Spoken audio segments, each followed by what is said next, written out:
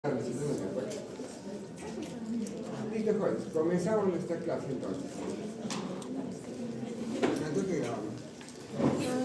¿Y se está escuchando en las grabaciones? Sí. Sí.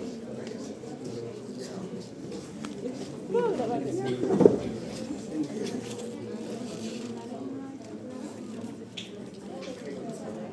Queremos ver, si quiere dar a entender, digamos, también los libros, es justamente ver dónde saca energía el cuerpo, ¿no? Y cómo vamos a utilizar la glucosa. Entonces, si hablamos en el fondo de prácticamente esta clase, es ver cómo se va a originar la diabetes, ¿no? Y cuál va a ser más o menos el tratamiento que se va a dar al paciente, ¿no? Entonces, al final de nuestra sesión, lo importante es que puedan, de alguna u otra manera, va a saber, digamos, el diagnóstico de la diabetes y más o menos cómo se va a manejar la diabetes. Van a llevar en el transcurso de la carrera cualquier cantidad de veces fue diabetes. Van a ver 1000 veces fármacos, al menos van a hacer aprender 1.000.000 de fármacos para diabetes, van a saber cómo van a tener que aprender, ¿no? Cuando estén en el internado igual, ¿no? Van a ver que a medida que van pasando el tiempo y van llegando ya, digamos, a ser ya internos, ya campamentos generales, inclusive especialistas, ya van a ver que hay fármacos que siempre los van a escuchar, siempre los van a escuchar, ¿no? Un fármaco de ahí, por ejemplo, es la metformina. Siempre lo van a escuchar, siempre lo van a escuchar, siempre lo van a escuchar. Otro fármaco, la glibenclamida, ¿no? Otro fármaco que siempre lo van a escuchar, siempre lo van a escuchar. Y las insulinas, ¿no? ¿Qué insulinas tenemos? Algunas familiares diabéticos que usan insulina, realmente han usado la insulina rápida, la R, la cristalina, o la NPH, clásicas, ¿no? Que usan NPH, insulina. Otros usan lo que es la argina, por ejemplo, en algunos pacientes. No tiene sus indicaciones, vamos a ver de acuerdo al tiempo de vida media y todo esto. Es un tema interesante, ¿no? Cada rato vamos a ver en los hospitales pacientes con diabetes, ¿no? Ayer, por ejemplo, antes de turno, estaba pasando un paciente, una señora que tenía diabetes mellitus y hipertensión arterial. Y la clásica dualidad, ¿no? La hipertensión con la diabetes, al final, ¿qué le da al paciente? Enfermedad renal crónica. Al final la señora estaba en hemodiálisis y también tenía problemas de la circulación, y al final tenía un pie diabético y le han amputado, ¿no? Una amputación supracondígea, ¿no? Cuando me puedo colocar yo en Lima, bastante había, por ejemplo, ahí el 2 de mayo, me puedo colocar en la parte de traumatología, nosotros empezamos por traumatología, y cualquier cantidad de pie diabéticos, ¿no? Cualquier cantidad. Todo, y al final eran tan de la infección prácticamente de ese pie, que al final terminan en amputaciones, pues, ¿no? Y hay cualquier cantidad de veces tenemos que amputar. Entonces la idea, para ustedes como médicos que están formando, es justamente no llegar a esos extremos, ¿no? Y obviamente hacer la prevención, pero para llegar a esa prevención, para hacer cambiar el estilo de vida de una persona es tan difícil. Ayer estaba viendo un TikTok que decía, unos, ¿quieres bajar de peso? Dicen, sí, me muestran un equivalente, ¿no? Un vaso de agua, la gaseosa cero, y lo que es la parte del jugo de naranja, dicen, ¿cuál te toma? Dicen, ¿no? Dice, él está haciendo un guionista para el dice, si te tomas el jugo de naranja es 100 kilocalorías, si tomas, ¿qué se llama la parte de la gaseosa cero? 2 kilocalorías, si tomas el agua 0 kilocalorías. ¿Cuál te vas a tomar? Dice, la gente no quiere tomar el agua, dice, mejor tómate una gaseosa cero. Y entonces me gusta ver los comentarios, ¿no?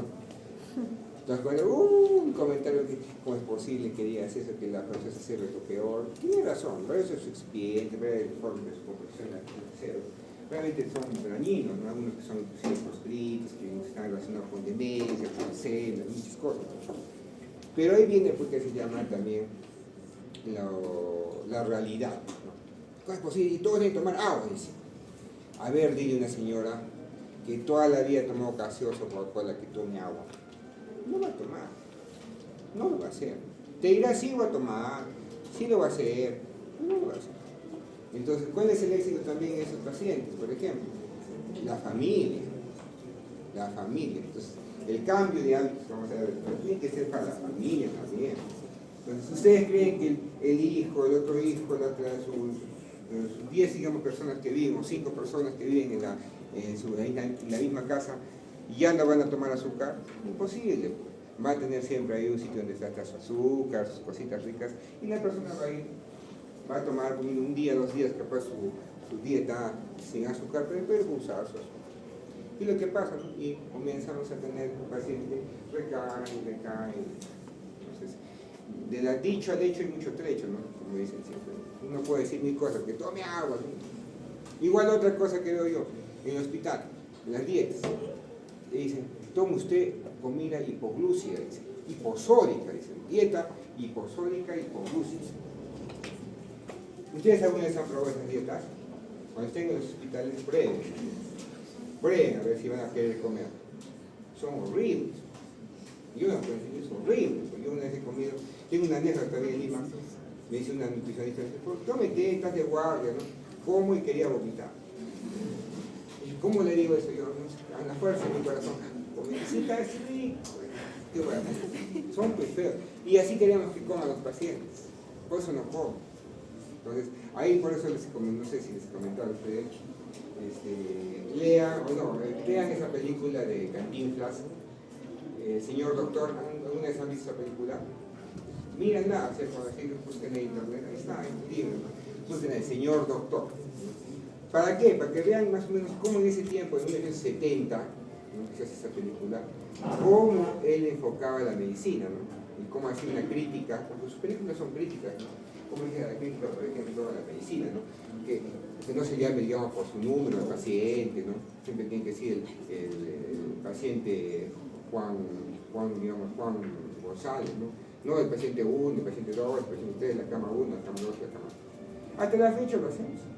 O sea, lamentablemente, hasta yo, o sea, ¿y cómo está la cama 10? ¿No? ¿Cómo está la cama? Lo seguimos diciendo así, ¿no? Difícilmente en el hospital van a decir, ¿cómo está el señor Arellano? Bien difícil va a ser, menos en el hospital, bien difícil. ¿Cómo está la cama 5? ¿Y qué? ¿Falleció o no falleció? Al menos nos vemos esa parte, ¿no? Entonces, esas críticas, por ejemplo, que se hacen en ese tiempo, hasta la actualidad, siguen funcionando las críticas y no hemos cambiado casi nada, ¿no? Igual, ahí dice, ¿no?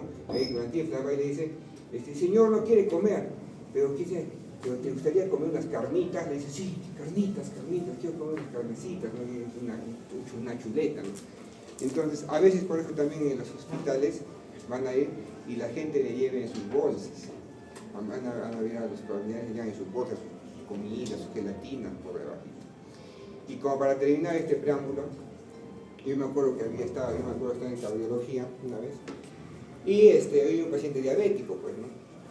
Entonces le dicen, hay que bajar la glucosa a ese paciente, no sé por qué no baja, y le ponían pues insulina, le cambiaban de medicación, y glucosas altas, pero ¿por qué tiene glucosas altas? Si está usando la medicación, y seguía teniendo glucosas altas, nadie sabía por qué, pues, ¿no? Hasta que un día, pues, yo me acerqué, pues, ¿qué está haciendo este señor? ¿Qué pasaba? Que su familiar venía, su nieta, y le traía Inca Kola y Coca-Cola, y eso tomaba cualquier cantidad de azúcar. Entonces, por eso cambiar esos estilos de vida es difícil, o sea, no es fácil. O sea, hay personas que lo van a cumplir y hay personas que no lo van a cumplir. Y ahí viene el problema de diabetes, pues tenemos bastantes pacientes con diabetes. Comenzamos entonces. Como dice, control de la glucosa. Algunos términos que siempre lo van a acompañar, ustedes ya lo han hecho en bioquímica, entonces casi no hay mucho que comentar de eso. Falta algo del resto de cosas. Como dice la glucogenólisis, producción de glucosa a partir del glucógeno, ¿no? Entonces, algo también es interesante, ¿no? De esta parte que vamos a comentar. Y la gluconeogénesis, glucosa a partir de aminoácidos, glicerol, ¿no? Entonces, esos dos son dos términos que inclusive los utilizamos actualmente, al menos en esas dietas ceto, ¿no? Keto que dicen, ¿no? ¿Cuál es la dieta keto que dicen, no? Que van a consumir la comida y esperan como 18 horas, después no 12 horas para decir comer el próximo plato, ¿no? ¿Alguien hace esta dieta? ¿Cuál es la intención de hacer eso? Justamente aplicando esos principios también, ¿no? ¿Cuál es nuestra principal forma de depósito de energía, digamos, de la glucosa? Lo primero que se va a consumir es el glucógeno. Lo primero que se va a formar es el glucógeno. Si el paciente necesita glucosa, ¿no? Digamos, hemos comido, se pasan los que hemos comido, lo que va a necesitar el paciente es glucosa. Primero, ¿dónde va a sacar la glucosa?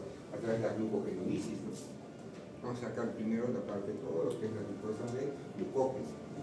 Y después, cuando se termina la energía de ahí, recién pasamos a la gluconeogénesis. Entonces, es acá donde quieren llegar ellos, ¿no? Con las dietas que se llaman de perder peso, justamente quieren llegar acá. Llegar a esta gluconeogénesis, justamente ¿para qué? Para destruir prácticamente de alguna manera los ácidos grasos y bajar de peso. Pero ¿cuál es el problema ahí? El estrés que van a tener. Ustedes alguna vez han estado sin comer, han estado sin comer 6 horas, 7 horas, 8 horas, y ya tienen esa ansiedad de querer comer. Entonces, ahí vienen otros fármacos. ¿Cómo ustedes harían para que ustedes dejen de comer? Que en la panza, en la pancita, haya comida, ¿sí? Si hay comida, entonces el cuerpo que va a decir, tengo todavía, entonces no me da mucha hambre. Entonces, ¿habrá fármacos para hacer eso? Sí, ahí vamos a verlo. Unos fármacos interesantes es la saxenda, ¿no? Que es bien conocido, que se están promocionando algunos cirujanos, algunos la saxenda, ¿no? ¿Qué es la saxenda? Que es un fármaco, por ejemplo, lo que va a hacer es que retardar el vaciamiento gástrico. ¿Qué quiere decir? Que vas a tener comida en tu estómago más tiempo, por ejemplo. Y si tienes comida más tiempo en el estómago, ¿qué vas a sentir? Que estás lleno. Y si estás lleno, ¿vas a comer más? Y ya no comes. Ya no comes más kilocalorías, entonces al final bajas de peso, pues, ¿no? Entonces al final todos estamos, ¿no? Una otra forma, varias formas para poder bajar de peso. Pero tiene también sus complicaciones, ¿no? Pues vamos a ver. Al final ponemos las grasas, ¿no? Vamos a utilizar, cuando nosotros utilizamos las grasas, los ácidos grasos para poder fortificar lo que es la energía, vamos a liberar las cetonas. Esas cetonas van a ser los cuerpos cetónicos. Entonces cuando llegamos, pues soy dieta ceto, ¿no? Pues justamente por eso podemos llegar a producir los cuerpos cetónicos. Entonces digo, cuando llegamos a un paciente diabético a la producción de cuerpos cetónicos, a cuerpos cetónicos, lo que va a generar es que el paciente se va a volver ácido. Y cuando se vuelve el paciente ácido, ¿qué vamos a tener? Una cetoacidosis diabética. Entonces hay que tener cuidado. Y obviamente ¿cuál es el único lugar el lugar del cuerpo donde utiliza solamente en energía la glucosa? Solamente en cerebro. Entonces, hay varias patologías que nos llevan a hipoglicemia. Entonces, esa hipoglicemia, ¿quién es el principal órgano que va a sufrir? El cerebro humano. La otra vez vino una paciente que también, igualito, era diabética, y su cuidador, que recién había entrado a cuidarla, pues hay que tener cuidado, ¿no? Le dijeron, ¿sabes poner insulina? Sí, ya, le pones 10 unidades, ya, muy bien. Y se va, ¿no? Y le pone la señora 10 unidades de insulina en el pH. Pero la chica que había ido a cuidar no era enfermera, era técnica.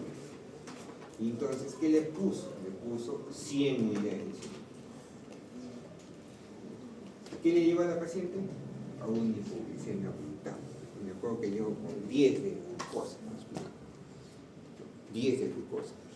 Al final, todos pensaron que estaba haciendo un ACV, como era algo brusco, y ahí viene por eso la sinceridad de cada persona. Nunca dijo la chica que se había equivocado, o capaz no sabía que se había equivocado. Entonces, ¿qué pasó? Con 10, nadie había pensado que tenía un problema de una hipoglicemia, todos pensaron que era un ACV, pues, ¿no? Trastorno accesorio súbito, un ACV. Diabética, peor, un ACV. Y nadie estaba correctamente en la glucosa. Después recién estaba en la glucosa con 10. ¿Cuánto tiempo estaba así en su casa? Estaba como 2 horas, 3 horas, así que prácticamente en hipoglicemia. Llega al hospital con 10, le ponen la dextrosa 33, que es para revertir la hipoglicemia, y no despierta. ¿Se acuerdan que les comentaba que las personas que tienen hipoglicemia les ponen la dextrosa y rápidamente despiertan como una flor? Y no despertaba, y al final ha hecho un daño cerebral por hipoglicemia severa. Y nunca despertó, quedó con daño neurológico permanente. Hay que tener cuidado. Entonces esa persona, por ejemplo, que le colocó, ahora, ¿qué le dicen a la familia? ¿La denunciamos o no la denunciamos? ¿Qué va a pasar? ¿Quién nos explicó?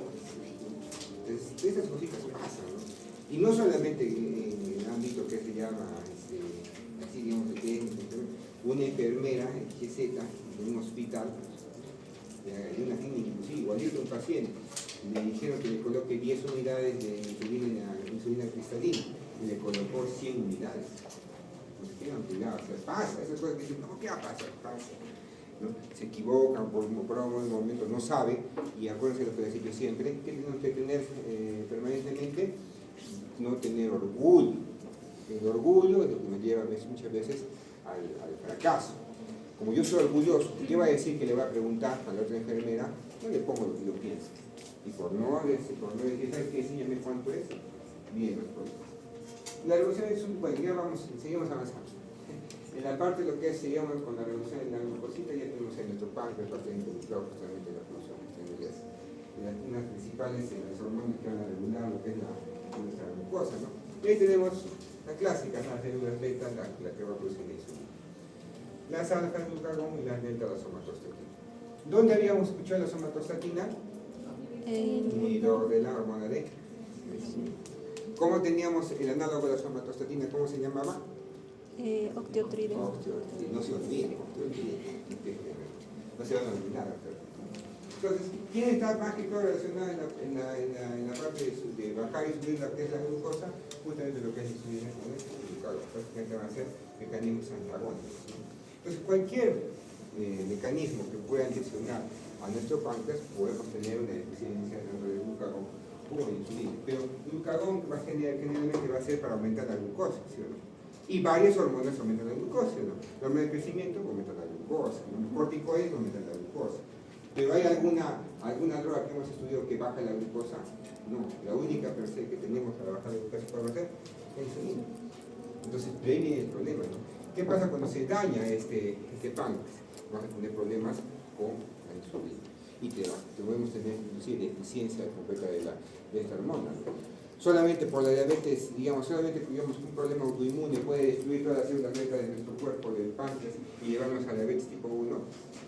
Puede haber otro tipo de patologías que nos puedan llevar a que no tengamos insulina. ¿Cuál, por ejemplo? Una pancreatitis. Imagínense que de una pancreatitis microhemorrágica a un paciente. ¿Qué va a pasar con el páncreas? Se destruyó, se ocupó. ¿Con qué va a tener el paciente después? Con una diabetes tipo 1.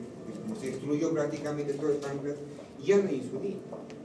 Otro, ¿qué pasa si tiene un cáncer de páncreas? ¿Qué van a hacer? Le van a hacer una pancreatonectomía radical, ¿no? que es la operación de Whipple, ¿no? Que van a sacar todo, prácticamente van a sacar todo el páncreas, no está que sea lesionado. Para convertir, por ejemplo, en un paciente de tipo 1, porque no va a tener insulina. Otra forma, digamos, que perdamos todo nuestro páncreas, ¿cuál sería? Y es común, ¿no? Traumatismos. Imagínense que, ¿cómo van los choferes manejando? Acá está el timoncito. ¿Dónde está el borde inferior del timón? Acá, ¿sí o no? ¿Y qué está ahí justamente? El páncreas. A veces que se llama por choque, pueden que se llama por contragolpe, lesionar el páncreas y pueden prácticamente destruir el páncreas. Y obviamente por cirugía tienen que hacer exéresis y terminar el paciente sin páncreas. Entonces ahí viene el problema, ¿no? Como dice, la insulina es la hormona asociada a la abundancia de energía, que también es un libro, ¿no? Lo que quiere decir que cuando tenga mucha glucosa, que tenga mucha plata, mucho en el cuerpo, tengo que ahorrar. El problema es cuando no hay insulina y no hay cómo ahorrar, ¿no? Y ahí viene el problema. Seguimos avanzando. Entonces, ahí viene el mecanismo de las células beta, ¿no? Entonces, en las células beta, ¿qué vamos a tener? ¿A qué va a ser sensible esta célula beta? Justamente al nivel de glucosa. Hay un aumento de la glucosa en el cuerpo. ¿Y qué va a censar inmediatamente la célula beta? No hay glucosa. Libera la glucosa y al final, ¿qué vamos a tener? Liberación de insulina.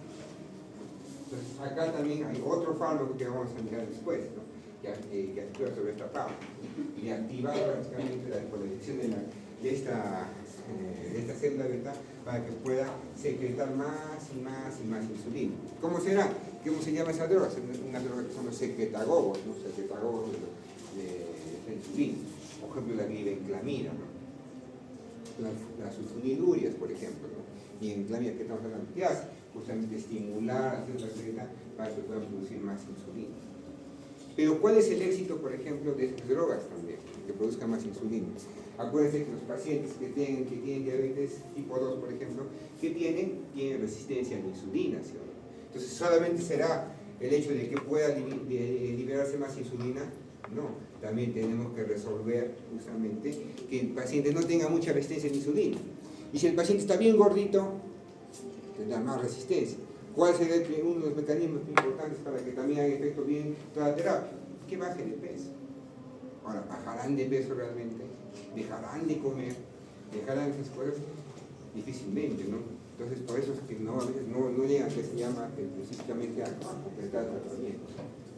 Como dice este GLUT4 que va a estar, GLUT2 que va a estar en la célula beta, no va a ser dependiente de insulina, ¿no? Prácticamente va a estar ahí, para que pueda ingresar a la glucosa.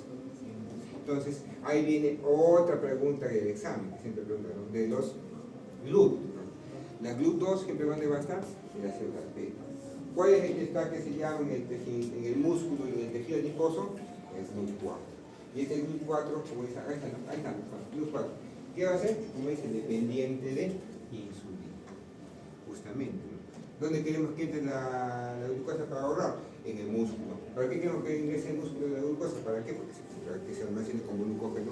Y al final para tener energía también, para poder correr, para poder hacer todas las actividades, ¿no? Y si tengo mucha energía, ¿en qué lo voy a guardar? En otro banco. ¿Cuál es otro banco? El tejido adiposo.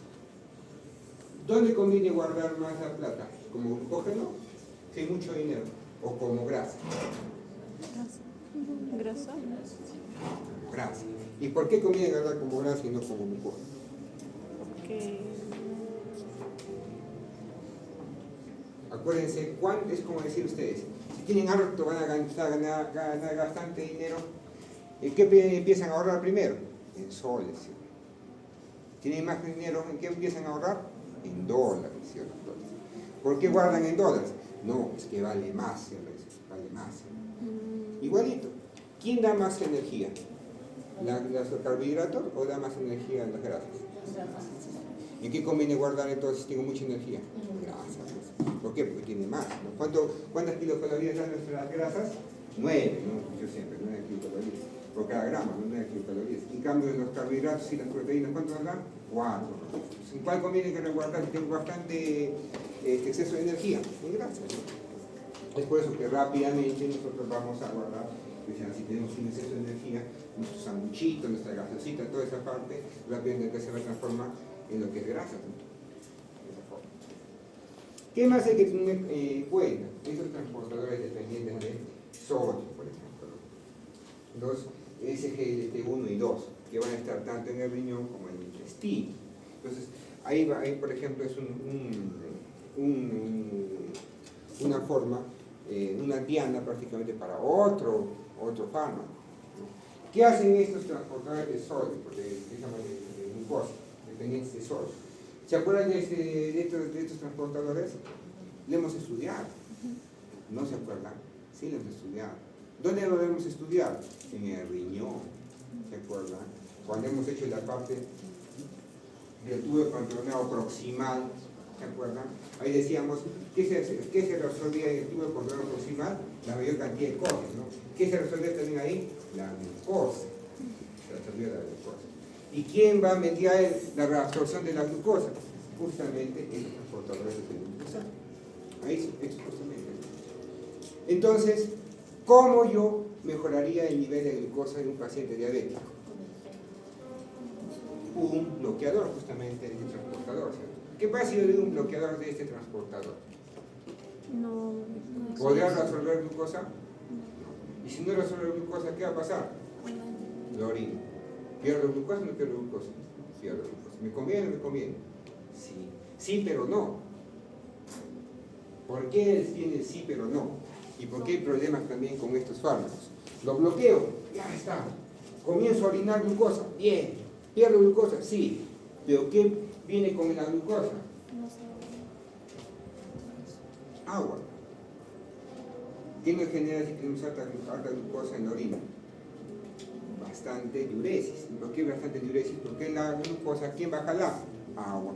¿El sodio a quién jala? Agua también, pero no son que se incorporan. Entonces, como jala agua, ¿qué va a pasar si el paciente es diabético? ¿Qué lo va a llevar? A la deshidratación. Y si llega la deshidratación, ¿nos conviene o nos conviene? Nos puede llevar rápidamente a una situación diabética y vamos a verlo después. Hay que tener mucho cuidado con el uso de sus fármacos también. Han visto que no todo es felicidad, ¿no? Hablo de dianas, pero hay que saberlo controlar. ¿Está clarito hasta acá? Ya, sigamos avanzando. ¿Dónde están entonces estos transportadores de sodio, dependientes de sodio, de glucosa dependiente de sodio? En el intestino, para la absorción de glucosa. ¿Y dónde también?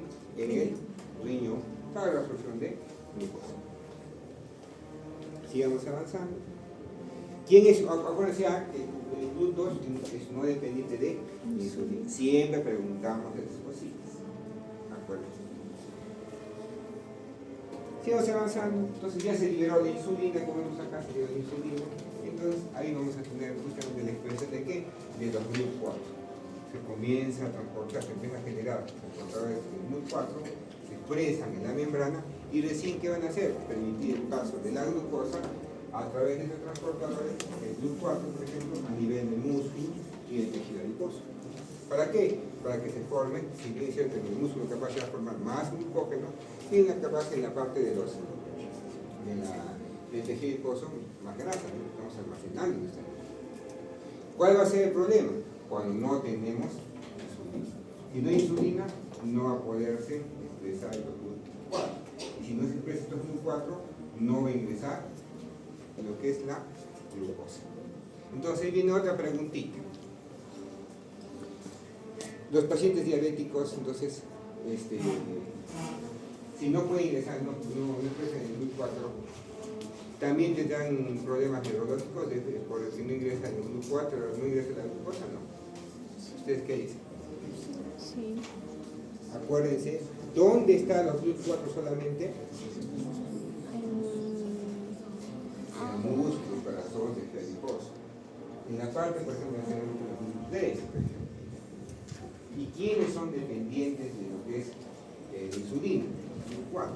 Entonces, en el cerebro necesitará insulina para que entre la glucosa, no necesita. Después los pacientes no van a tener, digamos, problemas con que tienen como un estado de hipoglicemia. El cerebro per se va a utilizar la glucosa. El problema va a ser, ¿quién no va a poder utilizar la glucosa? Todo el resto del cuerpo, todo el músculo y toda la grasa. Esto es de todo el resto del cuerpo. Y eso al final de cuentas, ¿qué va a llevar? A que el paciente diga, oh, no tengo energía, y comience a estresarse y comienza a desencadenarse toda la cascada para poder aumentar la glucosa. Pero por más que aumentemos la glucosa, porque el cuerpo dice no tengo glucosa, siente que no tiene glucosa porque no puede utilizarla, al final de cuentas hacemos un estado de una hiperglicemia que no se va a poder controlar hasta que no podamos tener la insulina. Sigamos avanzando acá, como dice acá, factores y estados que aumentan o disminuyen la secreción de insulina. ¿Quién aumentaría la secreción de insulina? Aumento de la glucosa, aumento de la secreción de sangre. Y miren, ¿quién también aumenta lo que es la insulina? Las hormonas, la gastrina, ¿no? Toda esa parte de aquí. ¿Quiénes están acá? Justamente las incretinas. Y estas incretinas son como dice acá, el péptido parecido al glucagón 1, ese péptido parecido al glucagón 1 prácticamente va a ser este LP1 que vemos acá. Entonces, ¿qué hace este péptido? Al final, ¿qué vamos a tener? Va a aumentar la cantidad de insulina, disminuye la cantidad de glucagón y disminuye el vaciamiento gástrico. ¿Qué fármaco es el que hace todas estas cosas? La semaglutida o la liraglutida.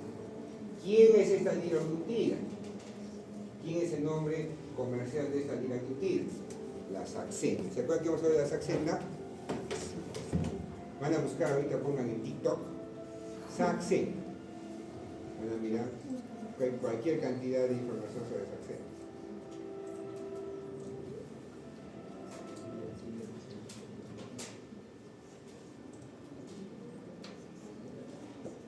Saxenda. Se inyecta. Busquen ahora que hay varias empresas que se llaman promocionando, ¿no? De verdad, mira, TikTok.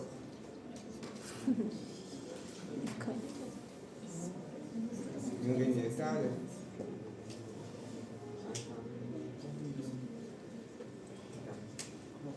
Aunque tendrá acceso, no. Yo creo Pero búsquenlo, ¿ya? Doctora Ayala, Saxenia, ¿cómo aplicar Saxenia? ¿Qué es no carga. Bueno, Saxenia.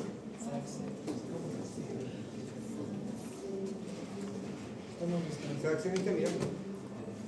Búsquenlo ahí. Sabe que hartos hay que promocionar el Saxenia. ¿Ven? Ahí está, ¿cómo se aplica? De verdad existe, ¿no? Está que es en plena boga esa medicación. ¿Por qué? ¿Qué hace lo que hemos dicho? Pues aumenta la insulina, ¿no? Menos glucagón, menos cantidad de energía, menos glucosa, y como dice acá, menos vaciamiento gástrico. Y si hay menos vaciamiento gástrico, ¿qué tenemos? Sensación de plenitud, de saciedad. Entonces, menos apetito. ¿Nos conviene o nos conviene? Doctor, o sea, eso es lo que contiene la salsa. Claro, la liraglutida. La liraglutida. Se han dado cuenta, entonces hay varias formas, ¿no? Entonces estaba viendo yo también promocionando. ¿Qué más? Obviamente el aumento de secreción, el carbono, el crecimiento, el cortisol, pues. ¿Y quién va a inhibir la secreción? Con la disminución de la glucosa. Obviamente si estamos con hipoglicemias y está en un paciente que se llama hipoglicémico, no vamos a aumentar la insulina, ¿no? Sería para matarlo, ¿no? El ayuno, ¿no? En el ayuno no hay comida prácticamente, ¿no? Entonces, sigamos avanzando. Acá viene igualito esta gráfica, ¿no? Pues, aumenta la concentración plasmática de insulina tras elevación brusca de la glucosa. Comemos prácticamente, cuando nosotros comemos, ¿no? Comemos, y a partir que nosotros comemos, ¿qué ha pasado? Dice, se eleva la glucosa a un pico, hace un pico, y creo que se acuerden de esto, ¿no? Hace un pico en la glucosa, y después ¿qué hace? Una elevación después permanente, ¿no? Para poder mantener y contener la elevación permanente de la glucosa. ¿Quién es esta gráfica? De la glucosa y de la insulina. De la insulina. Entonces, esta gráfica de pico y después mantener esta concentración elevada es la que simulamos cuando se da tratamiento con insulina. Entonces, cuando ahí vamos a llegar a la parte de lo que es tratamiento de insulina terapia, van a acordarse de esta curva. Un pico y después una elevación permanente de la glucosa. ¿Por qué? Porque igualito es lo que tenemos que mantener en los pacientes. ¿Cuándo se va a elevar? ¿Cuándo va a tener este pico? Por aumento de concentración plasmática de la glucosa. ¿Y cuándo será eso? Cuando comemos. Entonces ahí viene cuando dice, ¿no?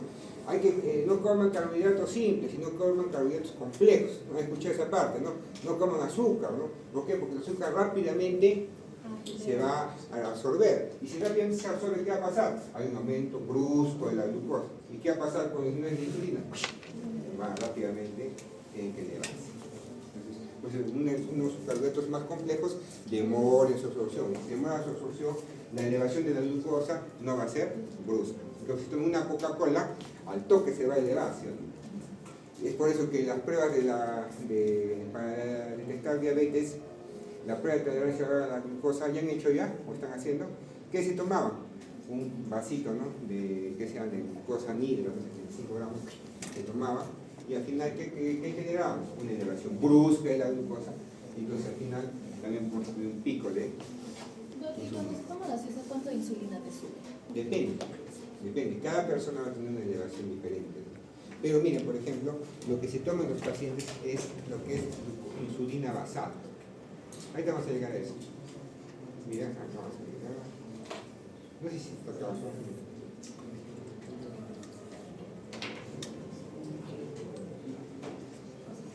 Acá está la insulina, por ejemplo, la insulina basal. Acá tenemos ya el valor de la insulina. Cuando ya comienza a elevarse más este valor, lo que vamos a tener es una hiperinsulinemia. ¿Por qué tendríamos una hiperinsulinemia? Porque ya el cuerpo está haciendo resistencia a la insulina. Sigamos avanzando. Y voy acá, ¿no? Es lógico más que todo para mirar, ¿no? Acá extirpación del páncreas, dicen, ¿no? Y de hipófisis prácticamente. Y en relación prácticamente a la ganancia de peso al crecimiento, ¿no? ¿Qué quiere decir? Que solamente la hormona de crecimiento sola no va a hacer crecer mucho a la persona. Solamente la elevación de la insulina, aplicación de la insulina sola no hace crecer a la persona. ¿Quién hace ganar peso, mejor dicho? La hormona de crecimiento más la insulina. Acuérdense que la hormona de crecimiento, ¿por quién trabajaba? Por el factor de crecimiento, Ah, similar a la somatomedidas. insulina, ¿se acuerdan? Por eso justamente, ¿no? Entonces, están íntimamente ligados y juntos obviamente van a actuar para poder ganar peso, en este caso, para que siga dando crecimiento. Después viene la fabricación prácticamente de nuestra insulina. Hemos visto, ¿no?, que una vez que ha llegado la glucosa a nuestras células beta, se va a comenzar a producir la insulina. Entonces, ¿cómo se va a producir insulina? Como la proinsulina, ¿no? Y esta proinsulina, como vemos acá, vamos a tener esas cadenas, la A, la B y la C, ¿no?, que dicen la C de conexión o conector. Entonces, al final de cuentas, para que se vuelva activa lo que es la insulina, ¿qué tenemos que sacarle? La C de conector. Entonces, sacarle este péptido de conector, se llama, tiene el nombre péptido C, nos va a servir justamente para qué sirve esta parte, para poder saber cuánto de insulina endógena estamos produciendo. Porque si miren, si yo tengo una molécula de insulina, también tengo una molécula de péptido C. 1, 1. Entonces, ¿por qué? Porque la insulina tiene corta vida, con vida media de 6 minutos, es poquito tiempo que tiene la insulina. Entonces, no vamos a poder muchas veces manejar los valores exactos de insulina, ¿no? Y muy aparte de eso, ¿qué pasa si el paciente ya es diabético, ¿no?, y por ahí capaz está recibiendo insulina y vemos que no hace mucho efecto la insulina que le estoy poniendo? ¿Qué le voy a pedir? Lo que es el péptido C. ¿Para qué? Para saber exactamente cuánto de insulina endógena está produciendo. Porque la insulina puede ser también la exógena, ¿sí o no? La está haciendo por vía del pH, la insulina cristalina, ¿no? Va a estar recibiendo insulina. Entonces le va a dar buenos niveles de insulina probablemente. Pero para saber cuánto de insulina endógena me está produciendo, ¿qué le pediré? Entonces existe. Entonces, no sé si está tratando. Me olvidé de buscar, pero en el hospital tenemos. Aquí está.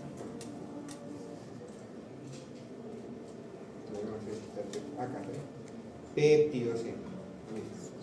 Medimos péptido C, sueroplasma, en 1.14, 4.4 miligramos por mililitro. Se pide péptido C. ¿Estamos de acuerdo? Justamente, ¿para qué sirve entonces? ¿Para qué voy a pedir el péptido C? Para saber cuánto de insulina endógena estoy produciendo. ¿Y por qué me ayudará eso? Porque cuando yo estoy fabricando mi insulina, ¿no?, voy a tener la misma cantidad, ¿no?, equimolar. Vamos a sacar péptido C, medida indirecta de la insulina. Acuérdense, todas las cositas que estoy poniendo acá, que pones en la parte de los estudios, cosas que tienen que acordarse para toda la vida, si es posible. Siempre les van a preguntar, ¿para qué sirve el péptido C? Entonces, para medir indirectamente la insulina producida endógena. ¿Y por qué no medimos efecto de la insulina? Porque puede estar recibiendo insulina exógena. Entonces, va a tener niveles de insulina probablemente normal. ¿Cuánto yo diferencio si es exógeno o endógeno? Con el péptido. ¿Se van a olvidar? No. Cuando vayan al hospital el próximo año, vean, ¿por qué ya el péptido C? Porque quiere saber cuánto de insulina endógena está produciendo. ¿Y para qué nos servirá digamos, saber cuánto de insulina endógena está produciendo? Para ver si el páncreas también está funcionando bien. ¿Qué pasa si yo le doy un secretagogue de insulina? Un fármaco que le ayude a secretar la insulina. Y le pide el péptido C y prácticamente hay ínfima cantidad. ¿El páncreas está produciendo o no está produciendo? No está produciendo. ¿Le sigo aumentando la dosis? Probablemente no, ya tengo que cambiar. Si ya está en una ínfima cantidad, probablemente, y por más que le dé que sea tratamiento endógeno con ibenclamida o tipo de secretagogue, probablemente ya no va a resultar simplemente darle ese fármaco para aumentar la secreción. Capaz tengo que darle insulina exógena. Entonces, como ya no tiene insulina, obviamente mejor le voy a poner insulina endógena, exógena. Le pongo el pH, le pongo que sea la insulina cristalina, algo exógeno. ¿Por qué? Porque ya sé que el páncreas ya no le produce nada de insulina. Ya fue, mejor dicho. Entonces, los pacientes que son diabéticos tipo 2, que comienzan a producir cualquier cantidad de insulina porque estamos en un estado de resistencia de insulina, se cansa el páncreas y ya fue. ¿En qué se va a volver? Prácticamente se va a convertir en un paciente diabético tipo 1, prácticamente entre comillas, ¿no? Que ya no va a haber mucha insulina, va a haber una déficit completo de insulina, y al final, ¿qué tengo que darle al paciente? Insulina exógena. Si no, se va a morir el paciente, ¿no? Sigamos avanzando. Entonces, si vemos acá, como dicen, acciones de insulina en el glucagón, más que todo la parte contraria, ¿no? Transporte de la insulina, en la parte de lo que es la glucosa, vamos a presentar como dice, aumenta el transporte de la glucosa por líquido, leche. En las grasas, promueve la síntesis hepática de triglicéridos y ácidos grasos como para ahorrar, como frenados. Proteínas, aumenta el transporte de aminoácidos en las células, todo para construir, ¿no? Todo para ahorrar. En cambio, la parte del glucagón promueve la degradación del glucógeno. Entonces, ¿dónde se secretaría el glucagón? ¿Cuando comemos o cuando estamos en ayuno? Cuando En ayuno. Estamos en ayuno, ¿qué se va a secretar? Glucagón. ¿Con qué intención? De promover la degradación del glucógeno. ¿A qué lo va a transformar? A glucosa. ¿Para qué? Para que mantengamos justamente un nivel óptimo de glucosa. ¿Estamos de acuerdo? Ahora viene otro punto interesante. ¿Qué va a pasar si el paciente tiene un estado de una hiperinsulinemia, una resistencia a la insulina, y no come esa persona? Como tiene alta insulina, ¿qué va a pasar? Rápidamente va a bajar la glucosa, ¿cierto? Y si no come, ¿qué va a tener ese paciente? Va a tener hambre, va a tener inclusive hasta malestar, va a tener capaz hasta cefaleas, molestias. ¿Por qué? Porque le bajo mucho la glucosa, le puede llevar inclusive hasta la hipoglicemia. ¿Por qué? Porque está tan elevada la insulina que rápidamente ha bajado la glucosa. Entonces, ¿qué hacen esos pacientes? Están mal, cansados. ¿Sabes que tengo ganas de comer algo, no? Una gaseosita. Se despierta. Hoy bien, me ha hecho bien la glucosa. ¿Por qué? Claro, hay aumento de la glucosa porque el cerebro está apagando, porque está bajando mucho la glucosa. Entonces, esas personas que tienen ese mecanismo, ¿no? Que cuando no comen, se empiezan a poner bien mal, ¿no? Cansados, ¿no? Agotados, y después que comen al toque, se ponen vivos, puede ser que estén en un estado de hiperinsulinismo y que pueden ser los prediabéticos, inclusive, ¿no? Entonces, las hormonas contrarreguladoras, ¿cuál vendría a ser? Como dice, limitan la captación de glucosa. Ya lo hemos visto, ¿no? La adrenalina prolongada, la hormona de crecimiento, que de alguna manera nos va a llevar a un estado diabetogénico, y los glucocorticoides, que hemos visto, ¿no? Contrarreguladoras, nos van a inclinar, nos van a elevar la que es la glucosa.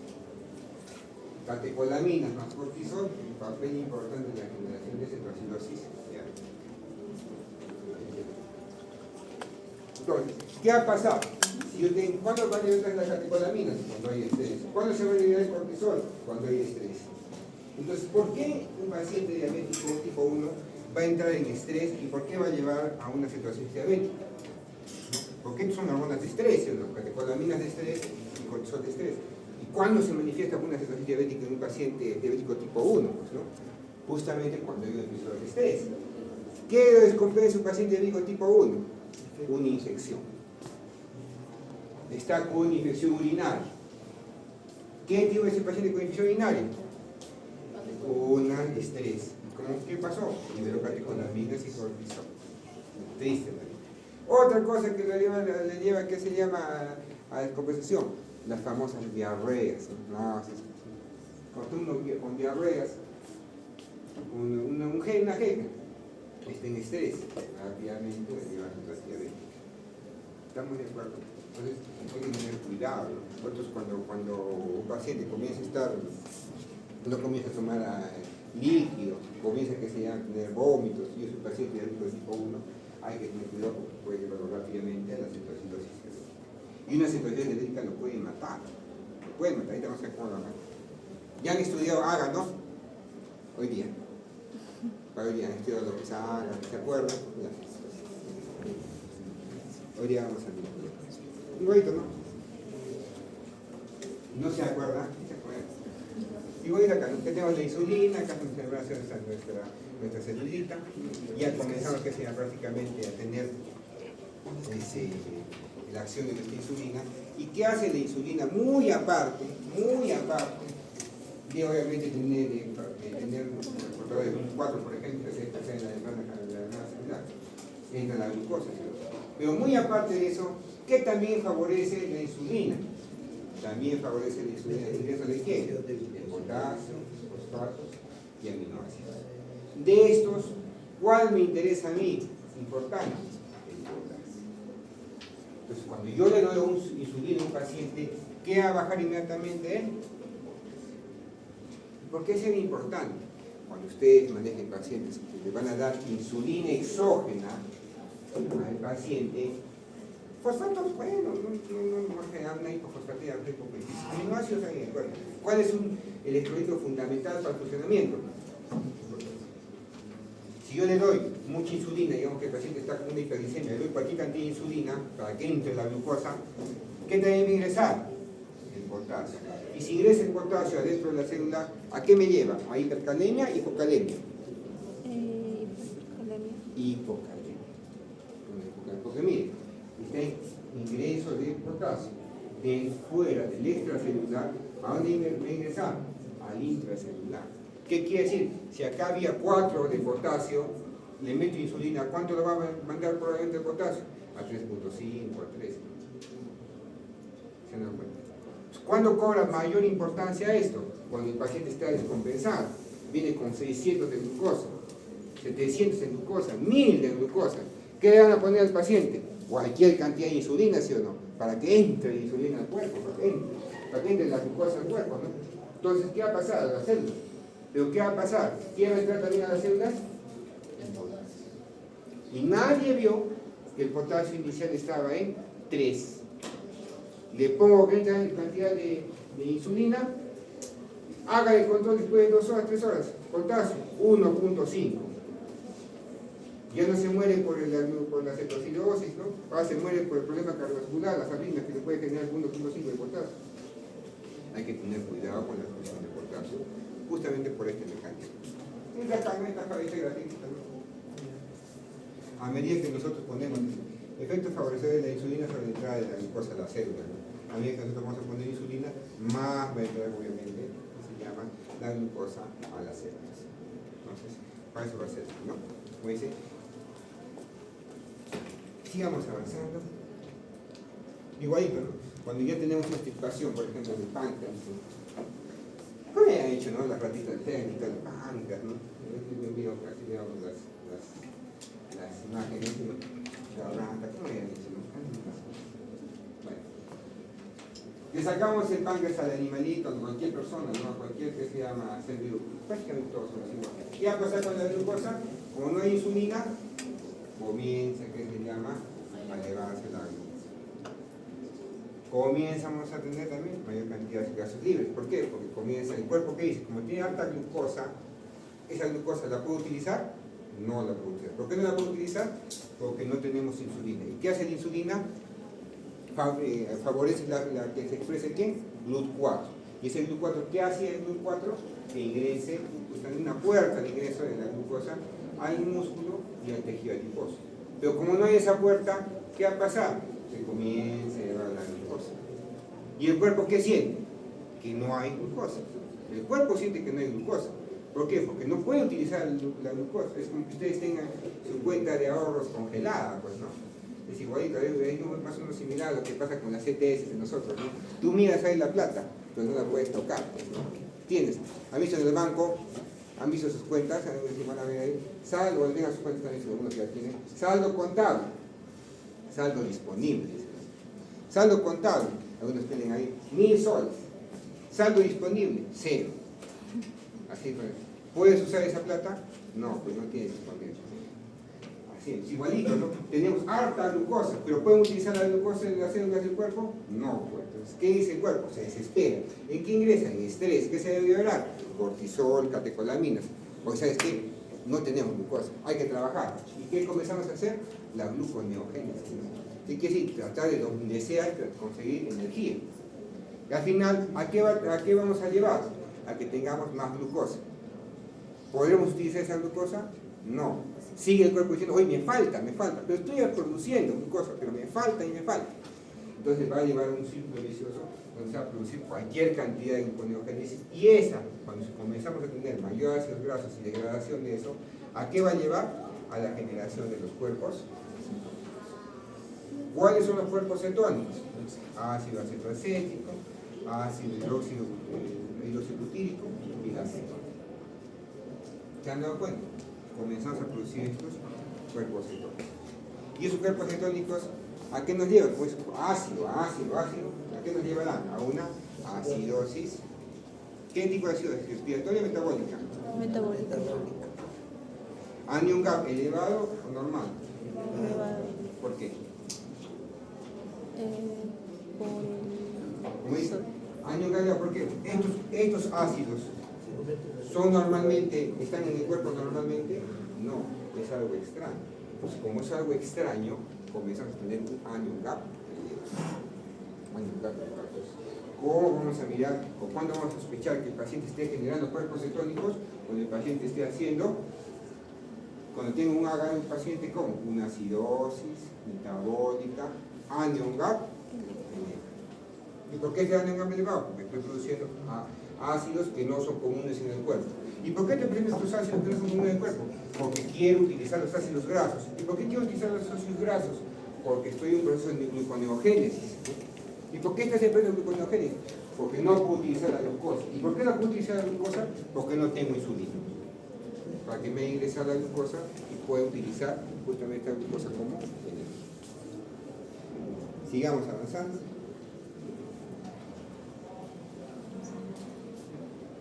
Como dice acá, secreción aproximada de insulina para diferentes valores de la glucosa plasmática. Miren, a medida que nosotros, acá secreción normal de insulina, ¿no? A medida que aumentamos nosotros la glucosa, ¿cuánto es lo normal? Hemos dicho menos de 100, ¿no? Aumentamos la glucosa, miren cómo se va a empezar a elevar la cantidad de secreción de insulina. La final se va a multiplicar por lo normal, 5 veces lo normal, 10 veces lo normal. Entonces, ¿con cuánto llegan los pacientes al hospital? Llegan con 400, 500, 600, ¿no? He visto yo hasta 1100 de glucosa una vez, 1100 de glucosa. Terrible, ¿no? Chupetito era, ¿no? Chupetín, dice.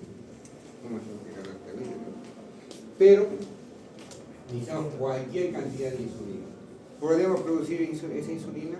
No, pues no. Entonces, cuando tenemos esos niveles elevados prácticamente de glucosa, ¿qué tenemos que darle para poder bajar? Insulina, eso. Digamos, después que ustedes van al hospital, ¿sabe usted qué? Me he descompensado. ¿Cuánto tiene usted de glucosa? Me he tomado de mi hemoglucotés 500 de glucosa. Así que, high, dice, ¿no? ¿High qué? ¿Qué dice el TikTok ahí? Está saludando a la muerte, dice, ¿no? Ayuda a la muerte. ¿Qué tenemos que hacer entonces? Tenemos que involucrarle insulina exógena, porque nuestro cuerpo no va a producir. Seguimos avanzando. Y ahí viene lo que es clásico, ya entramos a la parte de lo que es la diabetes mellitus. ¿Cuándo vamos a ver diabetes mellitus? La clasificación. ¿Has tenido un descansito? Sí. Un descansito, entonces 5 minutitos para continuar. ¿Ya? Para comenzar ya lleno la que es la parte de la.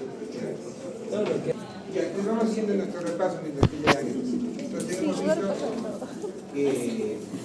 cuáles son las principales hormonas que van a llevar a que aumente bruscamente lo que es la glucosa, lo que es el cortisol, lo que son las catecolaminas, ¿no? Y eso específicamente es que nos va a llevar a que tengamos mayor riesgo de acidosis diabética y no tenemos insulina entonces. Ahorita vamos a ver. Me preguntó su compañera algo interesante sobre los pacientes renales, ¿no? Me dijo que se llama, ¿por qué los pacientes renales no requieren insulina? ¿No? Algo así.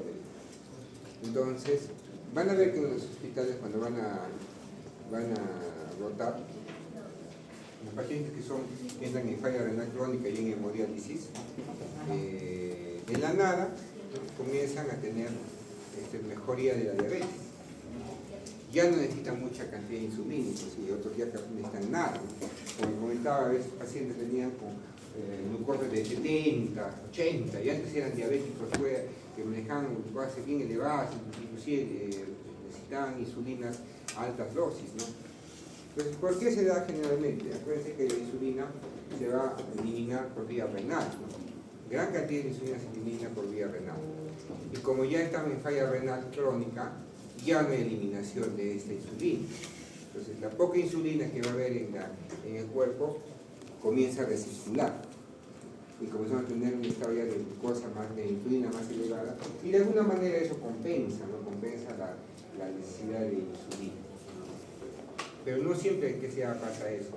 A veces, inclusive, a veces son diabéticos que han recibido, digamos, 10 unidades o 20 unidades, digamos, de insulina, y ahora que están ya renales crónicos, ya no necesitan ya 20. Con 20 hacen hipoglicemia. Necesitan 10, a veces 5, a veces nada ya, porque mucha insulina recircula en el cuerpo y comienzan a generar hipoglicemias. Eso es como comentar. Bueno, ahora nosotros vamos a hablar ya de la diabetes, ¿no? Y lo que es síndrome metabólico. El síndrome metabólico de alguna manera lo han tocado cuando han visto la parte de agua corporal total, ¿se acuerdan? Esa parte de peso, de medidas antropométricas, porque parte de lo que es el diagnóstico de síndrome metabólico, síntomas, bastantes cosas, más bien un conjunto de signos y síntomas, que lo pueden categorizar como un estado prediabético, decía el paciente, inclusive que lo va a condicionar a que pueda desarrollar diabetes próximamente. Generalmente, ¿qué va a ser? Una persona que es obesa, una persona que es hipertensa y que ya por casualidad ya tiene una resistencia a la insulina. ¿Cómo sacamos nosotros si el paciente tiene o no tiene resistencia a la insulina? Hay unos índices, ¿no? Cuando hay un índice de HOMA, para ver incidencia de la insulina. ¿Y qué tenemos que mirar ahí, por ejemplo? Tomamos lo que es la glucosa basal, lo que es la insulina basal, con una fórmula, y nos da que se llama si el paciente tiene resistencia a la insulina o tiene predisposición justamente a hacer diabetes. ¿Han visto alguna vez esa fórmula? Pero no les he puesto eso en el positivo. Era mi acuerdo.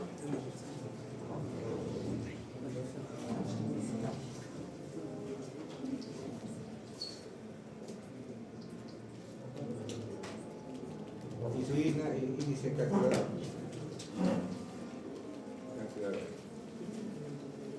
Acá tenemos las imágenes.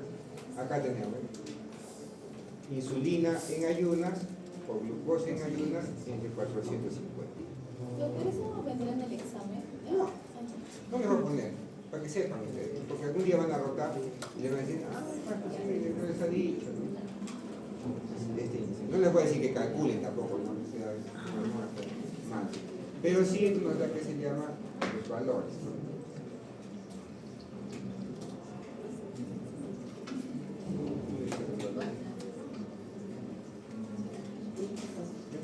Mayor a 2.5, ¿no?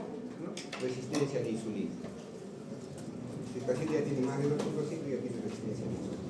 Entonces, ¿qué tendríamos que pedir al paciente entonces para hacer esta correlación? Insulina basal y lo que es la glucosa basal, en ayunas. Y podemos hacer ese ejercicio. Si ustedes tienen algún familiar que tiene un problema, digamos, diabético o prediabetes, le pueden hacer esta fórmula. Préstame tu insulina y si sale que se llama elevada esta relación, obviamente probablemente tenga resistencia a la insulina o inclusive tenga ya diabetes. Pues, ¿no? Entonces, no se olviden, ¿no? Es la relación entre lo que es la parte de la glucosa basal y la insulina basal. Entonces, cuando ustedes van a pedir, si ustedes están en su centro de salud y les piden, quiero saber si soy resistente a la insulina, quiero ver si tengo un problema de diabetes, algo, ¿qué le van a pedir entonces al paciente? Insulina basal, glucosa basal, ¿no? Y también le van a pedir lo que es la hemoglobina glicosilada, que es la basal, ¿no? Con eso pueden hallar las relaciones. Entonces, en la clasificación van a ver que en las diferentes guías que se hay, la guía de la ADA, ¿no? Generalmente que lo dice, casi las definiciones no han cambiado mucho, ¿no?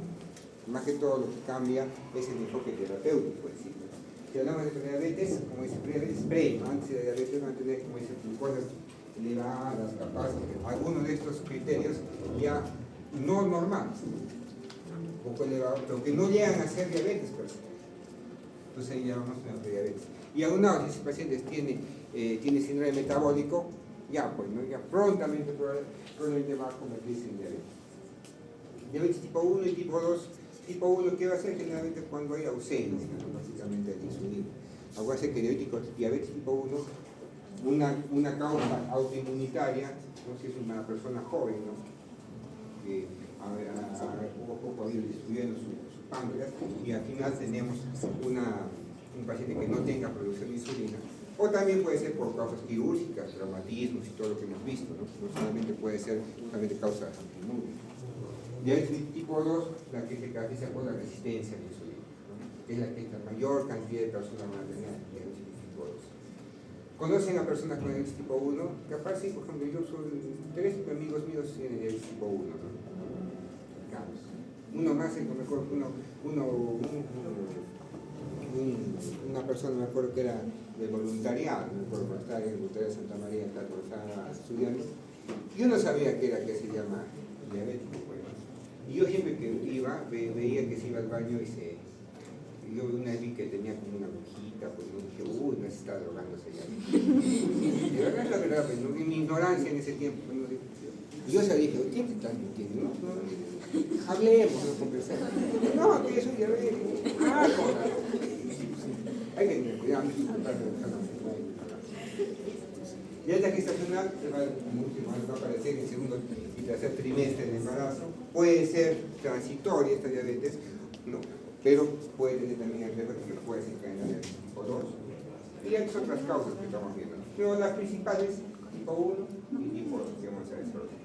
Ustedes cuando van a hacer endocrino van a estar otras y otras, hasta por gusto van a estar viendo este tema, no se preocupen. Cuando vemos criterios diagnósticos para diabetes, ¿qué vamos a medir? Primero, como dice acá, la glucosa plasmática en ayuno. Entonces, cuando ustedes dicen, ¿saben qué tiene que ir que se llama al laboratorio? Muy bien, ya, pero en el laboratorio tiene que estar en ayunas. ¿Para qué generalmente será ese laboratorio en ayunas? Va a ser para la glucosa en ayunas, glucosa basal, y para la insulina basal, nada pedir. Y te piden triglicéridos, y te piden otro tipo de cosas, no es necesario que vayas en ayunas, ¿no? Y te piden marcadores tumorales, no es necesario que vayas en ayunas, pues no va a variar mucho. Pero ya se ha hecho una costumbre en ayunas, ¿no? Realmente acá necesitamos que sí sea básicamente en ayunas. ¿Cuántas horas más o menos? 8 horas, como dicen, bastante tiempo. A veces, ¿no? Toman y dicen, no, tengo hambre, a las 12 de la noche se comienzan a tomar, que se dan un poquito de agüita, un poquito de gaseosita. No he comido, ¿eh? Solamente tomo una gaseosita. Ya cambia prácticamente la valoración. Otra, glicemia plasmática a las 2 horas, durante la prueba de tolerancia a la glucosa. Y han hecho la prueba de tolerancia a la glucosa, ¿no? Han tomado su glucosa de 75 miligramos y han visto cuánto tienen de glucosa. Han pasado de 200, ¿cuánto han sacado de glucosa? Máximo ya han sacado 110, 120, quizás han llegado. ¿Qué otro examen de laboratorio usamos? De hemoglobina glicosilada, ¿no? Hemoglobina glicosilada. Esta hemoglobina glicosilada, que se puede abreviar así, ¿no? Como dice, mayor a 6.5%. ¿Qué es la hemoglobina glicosilada? Es cuando la hemoglobina, mejor dicho, se va glicosilando. ¿Y qué quiere decir? En términos sencillos, que la hemoglobina se va manchando, si quieres, ya en términos sencillos, con la glucosa. Entonces, ahí viene el término, ¿no? ¿Cuándo se comienza a producir esta hemoglobina? Cuando se produce nuestro eritrocito, ¿sí?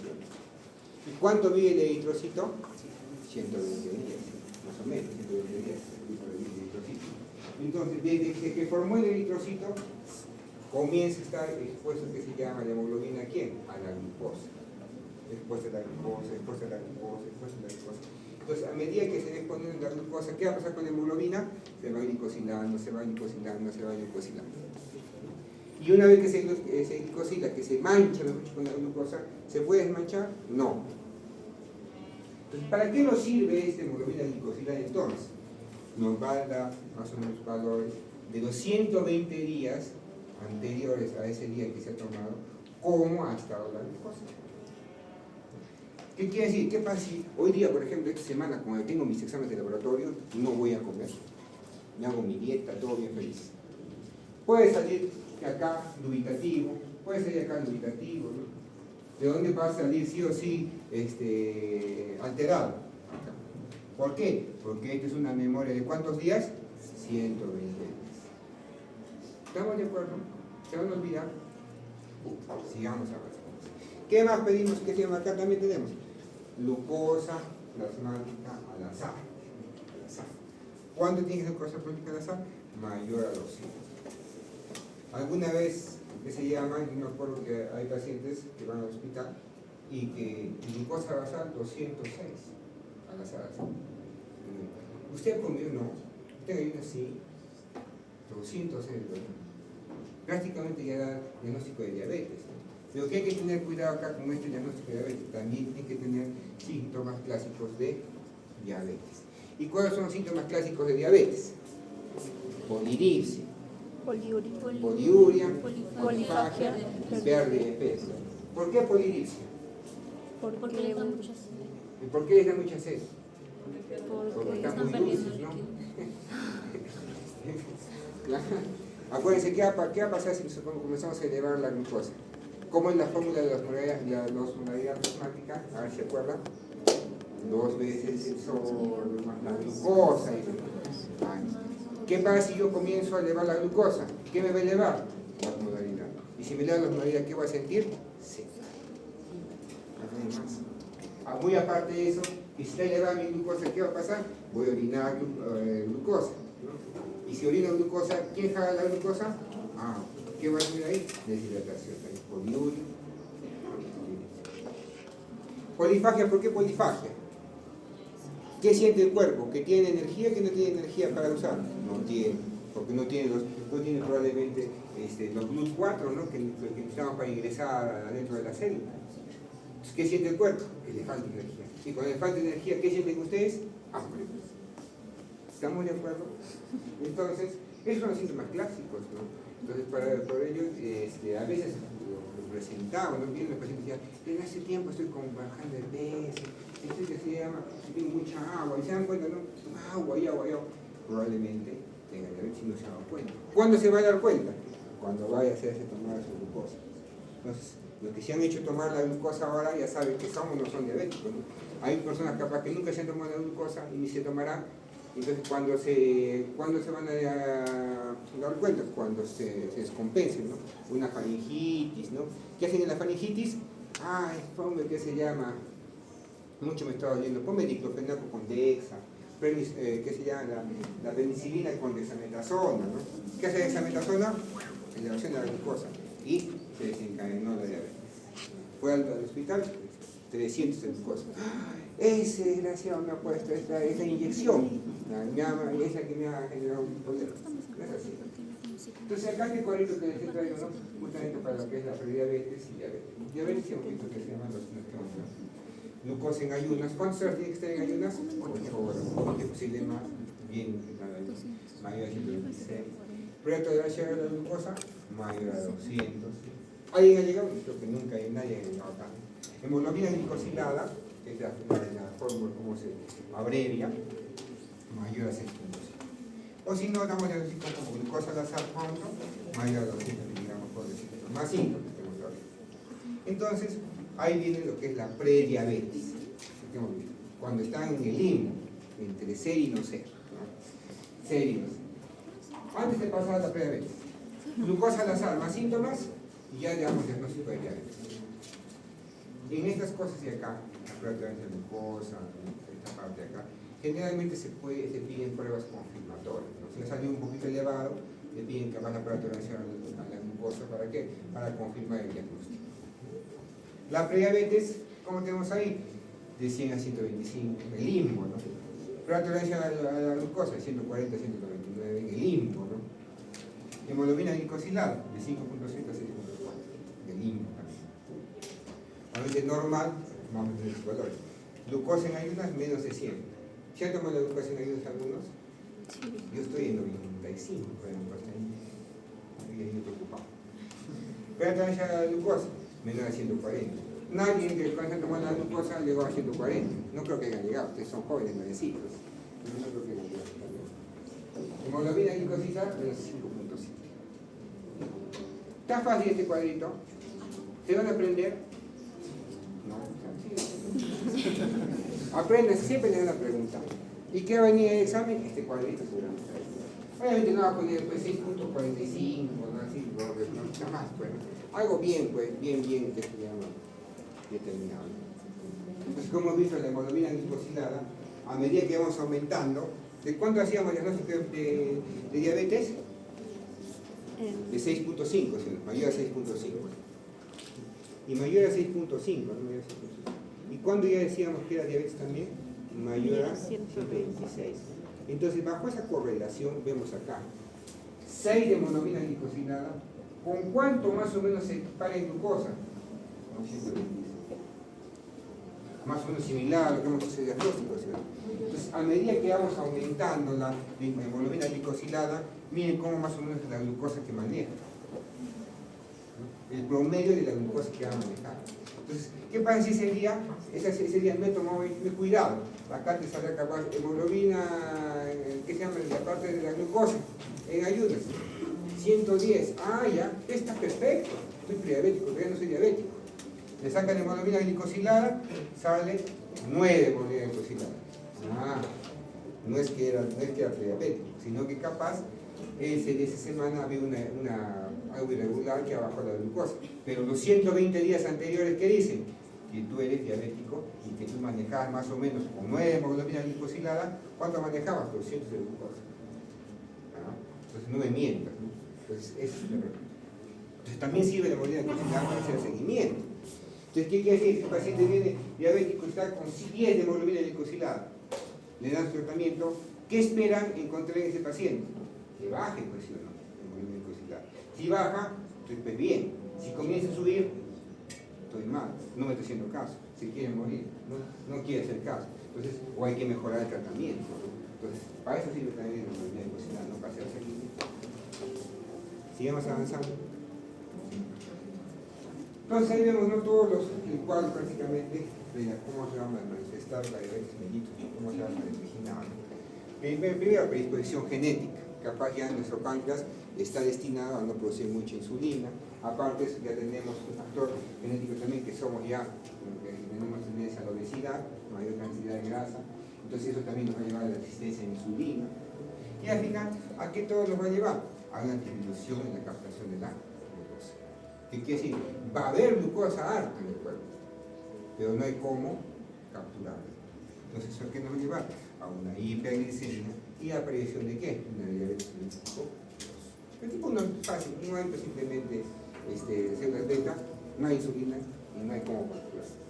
Entonces, ahí viene lo que es el metabólico. Muchos el metabólico, más que todo, está relacionado con la obesidad, sobrepeso, hipertensión, epidemias, ¿no? Resistencia a la insulina. Entonces, ¿cuál nos ayudará en el metabólico? Bajar el peso.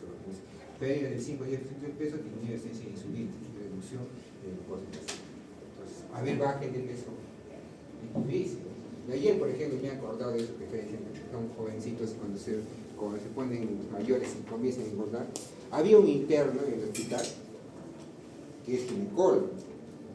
Y ayer salgo por el hospital, ahí, justo para venir a clases. Estoy caminando y le encuentro ahí, pues, ¿no? Pero, ¿será o no será? Bien aumentó de peso, Dios mío. Bien aumentó de peso. Me quedó frío yo. Hola, digo. Hola, doctor, ¿cómo está usted? ¿Se acuerda usted de mí? Sí, digo. No me acuerdo de verdad. ¿Cómo ha cambiado? Hay que tener cuidado. Acuérdense que cuando comiencen a engordar, ya comienzan a decir que he comenzado a envejecer. Ya comienzan a envejecer. ¿Quién está avanzando? Entonces, si no frecuente el metabólico, obesidad central, ¿no? Ahí es lo que han dicho, ¿no? El índice de relación cintura-cadera, ¿no? Porque que tenemos más cintura, tenemos más riesgo cardiovascular que hemos visto. ¿Qué vamos a tener? Glucosa en ayuno por cantidad elevada, hacen picos de hiperglicemia, propio que es una resistencia a la insulina, epidemia, todo lo que estamos viendo. ¿A qué puede llevar también? A lo que es hipertensión, arteriosclerosis, epidemias, hiperandrogenismo, con síndrome poliquístico si es una persona mujer. Eso vamos a ver después. Causa de resistencia a la insulina igualito, ¿no? Bueno, sobrepeso, obesidad como la primera causa. Entonces, por eso, por favor, mantengamos siempre nuestro peso. Exceso de glucocorticoides. Entonces, muchos usamos los corticoides exógenos con tratamientos teóricos, como eso. el embarazo por la diabetes gestacional. La parte, como he dicho, la poliquistosis ovárica, si no era poliquística, vamos a mirar que es un factor de riesgo justamente para que hagan resistencia a insulina, inclusive a diabetes, ¿no? Entonces, inclusive bastante la forma de manejo de esta poliquistosis, de si no era poliquística o en las mujeres, es justamente cómo manejar también una resistencia a la insulina, ¿no? Inclusive se da metformina. Las personas que alguna vez han sufrido, tienen o tienen familiares que tienen síndrome de ovario poliquístico, ¿qué le dan? Metformina, a veces, ¿no? De tomar metformina, ¿no? Y vamos a ver cómo se va a utilizar.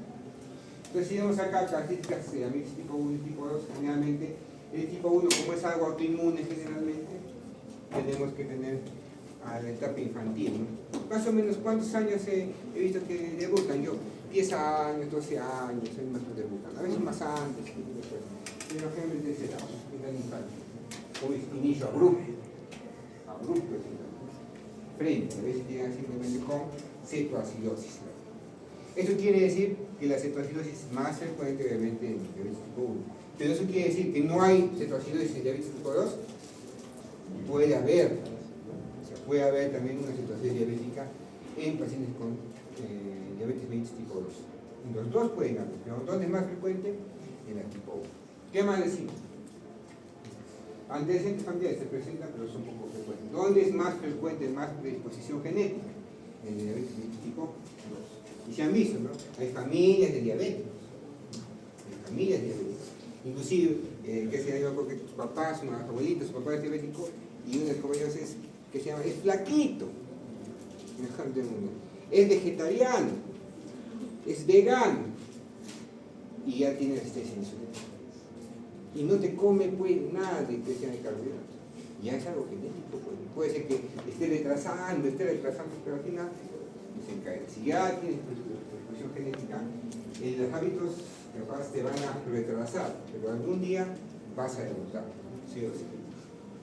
Como dice acá, conjunto células beta totalmente reducido o destruido prácticamente. Acá normal o ligeramente reducido. Si está reducido puede llegar prácticamente a la aniquilación total y no va a haber prácticamente células. Manejo clínico, como dice acá. En el diabetes tipo 1 necesidad de insulina, obviamente. Creo que hay insulina simplemente. El paciente ya se puede puesto que se llama diabetes tipo 1 o insulina dependiente, han escuchado. Porque necesitamos que sí o sí insulina. Si no damos insulina se va a morir. En cambio, diabetes tipo 2 podemos manejar el sobrepeso con hábitos, poco a poco, ¿no? También diferentes fármacos para que de una manera el páncreas produzca más, pero ese más que produzca no se canse el páncreas tampoco, reducir la resistencia de insulina, botar más glucosa, con diferentes fármacos, ¿no? Que van a ver que cualquier cantidad de fármacos salen en el mercado, ¿no? Inclusive los que van a ser internistas, endocrinólogos, a todos los van a llevar a comer, ¿no? Vente, tengo un fármaco nuevo, ¿no? Recomienda. Porque hay gran cantidad de personas que tienen insulina. Entonces, ¿cuáles son las complicaciones agudas de la diabetes mellitus? Dos complicaciones agudas que también quedan. La cetoacidosis diabética.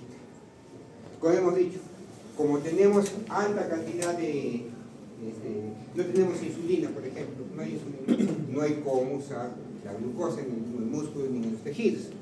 Entonces comenzamos a producir, se comienza a volver loco el cuerpo para poder producir un deseo de energía. Y comenzamos a degradar las proteínas y hacer la lipólisis. Al final esta lipólisis, ¿a qué nos va a llevar?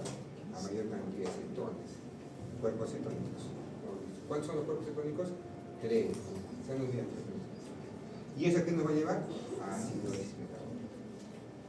Añocap elevado o disminuido. Añocap elevado. Por otro lado, degradación de proteínas, aminoácidos, gluconeogénesis, ¿qué nos va a llevar rápidamente? Glucosa. ¿Y esa glucosa elevada va a poder ingresar a las células?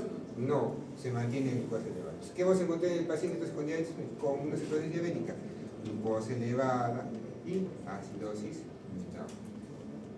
¿Cómo se manifiesta esta acidosis metabólica? ¿Con un bicarbonato elevado o disminuido? Pues es acá, bicarbonato disminuido. ¿Cuánto es el valor normal de bicarbonato? 24. 24. ¿Cuánto tenemos acá? Menos 10. ¿Y el pH cómo está? Menos 7.3. ¿Qué quiere decir? En acidosis Pero ojo, a veces vienen pacientes con 7.4 de pH, pues. 7.4 de pH. ¿Ya? Y bicarbonato, 10. CO2, 20. ¿Qué está pasando? Hay una compensación respiratoria. ¿Cómo llego a la compensación respiratoria? Acuérdense, si yo tengo una acidosis metabólica, ¿qué voy a tener? ¿Cómo se llama esa respiración? Miren, pues, cuando ustedes van a ver a veces clásico de los pacientes, tengo diabetes, estoy con diarrea, estoy con infección, estoy con fiebre. Llegan así al hospital, ¿no? Y ustedes ven, se ha agitado porque ha caminado, ¿no? Le sacan el AGA, 7.4 de pH, está compensado, no pasa nada. Bicarbonato en 10, oye, ¿cómo que está compensado? Está compensado, pues está que se llama una acidosis metabólica, que esté el estrés que lo lleve a la sobrecompensación, inclusive a la condición completa, está bien, pero está que se llama en cetoacidosis, ¿no? Entonces hay que tener cuidado. ¿Cómo estará el lactato de nuestros pacientes? Bajo o alto. Tiene una acidosis metabólica, está deshidratado, porque miren, esta hiperglicemia, ¿qué nos va a llevar? A diuresis osmótica. ¿Y esa diuresis osmótica qué nos va a llevar? A pérdida de agua. ¿Eso qué nos va a llevar? A deshidratación. ¿Y esa deshidratación qué nos va a llevar? A insuficiencia circulatoria.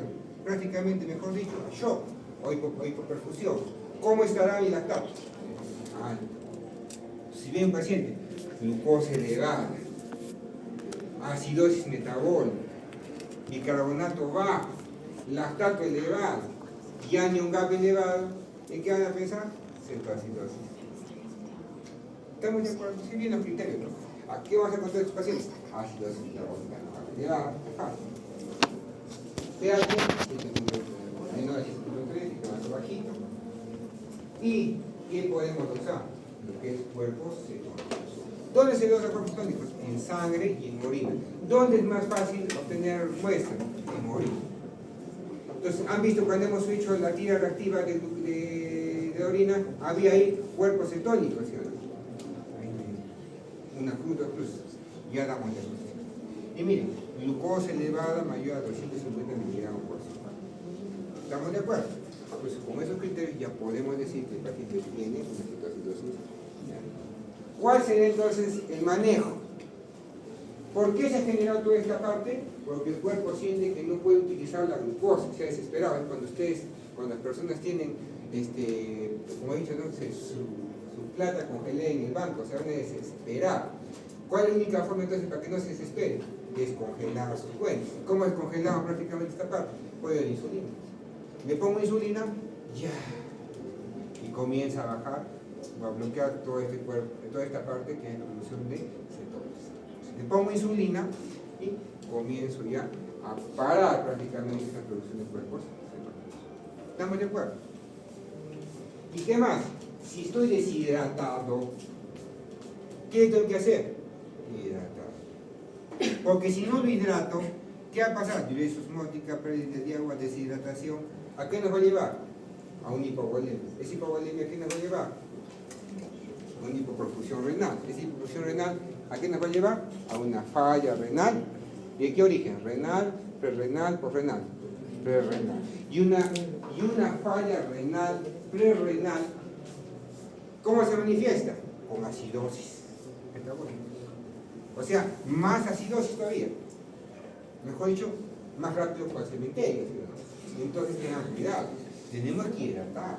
¿Cuánto requiere de líquido? Más o menos 50, 60, 70, hasta 100 mililitros por kilo de peso. O sea, si una persona pesa 70 kilos, más o menos 7 litros tiene que recibirse para este paciente. Está de contra deshidratado. Pero ¿cuándo van a ver ustedes cuando estén en el hospital? Hidratación. Cloruro de sodio. Un cloruro cada 12 horas. Y todavía no come el paciente. Y lo peor, le ponen insulina, y bajó la glucosa, pues, y hasta que se llame en 200, 200. Ay no más, ya no hay que ponerle insulina. ¿Qué está pasando en el cuerpo? No lo estoy hidratando, ya no le pongo insulina. El cuerpo sigue pensando que le falta glucosa, sigue produciendo cetonas. Al día siguiente, pH 6.9, bicarbonato 5, CO2 10. Triste. ¿Qué hay que hacer en ese caso? Si está en ese paciente, está en ese caso. Bicarbonato en 5, CO2 en 10, pH 6.9 y no lo han hidratado bien y está en falla renal, creatinina en 3, urea en 150. ¿Qué hacen en ese caso? Si yo no puedo hidratar, le meten, lo comienzan a hidratar, ya no orina nada. Se fue a la shit del niño. Triste. ¿Qué hacemos ahora entonces en ese caso? ¿Lo dejamos partir? No. ¿Qué decir? Si es una acidosis extrema, ¿qué le dan al paciente? ¿Qué le hacen al paciente? Hemodiálisis. ¿Se acuerdan de hemodiálisis? ¿Para qué sirve la hemodiálisis? Para hacer recambio de bicarbonato, de glucosa. ¿Estamos de acuerdo? Entonces tengan cuidado. ¿Qué van a hacer un paciente con situaciones diabéticas? ¿Qué le van a dar? Una buena hidratación. ¿Qué más le van a dar? Insulinoterapia y medicina. Ahora, ¿qué dice acá? Cuidado con él. Potasio. ¿Qué le estamos dando al paciente? Insulina. Y si doy insulina, ¿qué va a pasar con el potasio? Va a caer. ¿Qué tienen que monitorizar ustedes siempre? El potasio. Si comienza a caer el potasio, ¿le suspendemos la insulina? ¿Qué dicen? No, decimos, ¿qué tengo que hacer? Reponer el potasio. ¿Y cómo le repongo el potasio? Con retos de potasio. Reto de potasio, reto de potasio, reto de potasio. Y luego lo que se llama fisioterapia y lo que es fisioterapia. ¿Está claro? Se van a olvidar, en el caso clínico, ¿qué va a venir? Paciente de 14 años de edad que viene con un cuadro de diarreas, náuseas y vómitos, ¿no? Que no se colocó la insulina porque no comió, porque está con náuseas y vómitos, no se colocó la insulina. Viene por respiración con taquipnea, ¿no? Haga 7.1, pH, no, haga ¿no? pH 7.1, CO2 en 30, bicarbonato en 11, cuerpos cetónicos, una cruz en orina. ¿Qué tiene el paciente? Situación de diabetes. ¿Cuál será el tratamiento? Voy a poner ahí. Por levotiroxina, hidrocortisona, insulina. Espero que no se confundan. Está fácil, ¿no? ¿Estamos de acuerdo? La otra complicación, entonces, ¿cuál sería? Igualito que lo que vamos, no es lo que este grafiquito, ¿no? Miren cómo está el bicarbonato en este caso, en una cetoacidosis, 5 el bicarbonato. pH, 6.9, pH extremos, ¿no? Yo he visto 6.8, yo no pensaba ver, pero sí he visto 6.8 el pH. Glucosa, 400, bastante bajo. ¿Cómo está la osmolaridad plasmática en estos pacientes? Puede ser que esté normal. ¿Cuándo se comienza a variar la osmolaridad plasmática? En el estado hiperosmolar o como hiperosmolar. ¿Cuál es la fisiopatología? Diferente. No hay mucha lipólisis. ¿Por qué? Porque el cuerpo tiene todavía un poquito de insulina. ¿Y quién tiene todavía un poquito de insulina? ¿El diabético tipo 1 o tipo 2? El tipo 2. Entonces, como el tipo 2 pues, es más frecuente en el tipo 2. ¿Se han dado cuenta? ¿Qué va a comenzar a tener entonces el paciente? Ya no hay esta parte. Pero ¿qué va a pasar en este caso? Como el cuerpo todavía quiere más que se llama necesidad de glucosa, va a cerrar la puerta. Va a cerrar mucha la puerta para terminar ya. Entonces, ¿qué va a pasar? Ya no hay esta parte de generación de cetonas, ¿sí o no? Porque tiene un poquito de insulina. Un poquito. Pero ¿qué va a pasar? Esta parte sí va a estar funcionando, ¿sí o no? ¿Que a qué va a llevar? A elevación de la glucosa, hiperglicemia, diuresis osmótica, pérdida de toda esta parte. Entonces, si me lleva esta parte, ¿qué voy a tener? ¿Cuándo me generaba acidosis metabólica? Cuando tenía cuerpos cetónicos. Pero como ya de esta lipólisis, no hay acidosis metabólica, entonces no hay azúcar elevado, no hay cuerpos cetónicos. Pero ¿qué sí va a tener? Gran cantidad de glucosa elevada. Gran cantidad de glucosa elevada.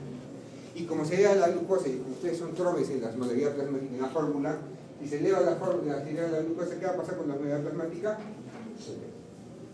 Muchas veces, ¿con qué viene acompañado esta deshidratación?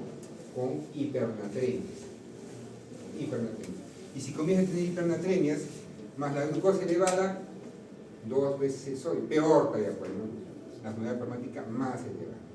Y si comenzamos a tener una osmolaridad plasmática elevada, ¿qué va a pasar con nuestro cerebro? ¿Se va a poner hinchado? ¿Se va a poner deshidratado? ¿Cómo pasa? Deshidratado, ¿cómo pasa?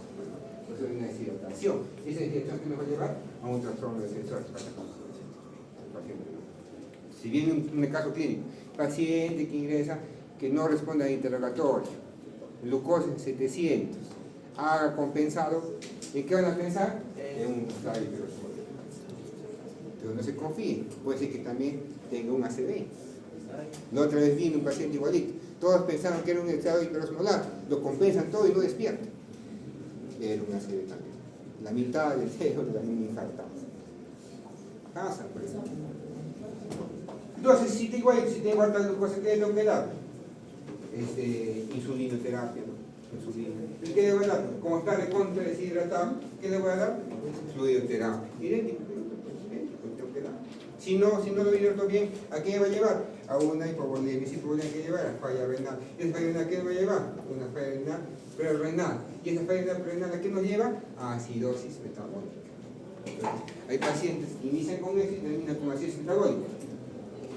¿No? ¿Por qué acidosis metabólica? Entonces es un estado mixto. Puede que sí, puede que no. ¿Cómo diferenciaría? Con el anion GAP. Si es una falla renal, ¿tendrá anion GAP elevado? No. Pero si comienza a tener anion GAP elevado, es probablemente una cetocidosis.